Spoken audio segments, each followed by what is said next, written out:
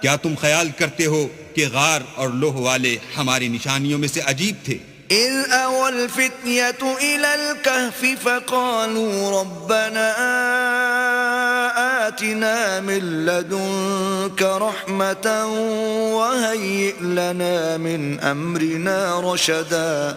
جب وہ جوان غار میں جا رہے تو کہنے لگے کہ اے ہمارے پروردگار، ہم پر اپنے ہاں سے رحمت نازل فرما اور ہمارے کام میں درستی کے سامان مہیا کر. فضربنا على آذانهم في الكهف سنين عددا. تو ہم نے غار میں کئی سال تک ان کے کانوں پر نیند کا پردہ ڈالے، یعنی ان کو سلائے رکھا. ثم بعثناهم لنعلم أي الحزبين أحصى لما لبثوا أمدا. پھر ان کو جگہ اٹھایا تاکہ معلوم کریں کہ جتنی مدت وہ غار میں رہے دونوں جماعتوں میں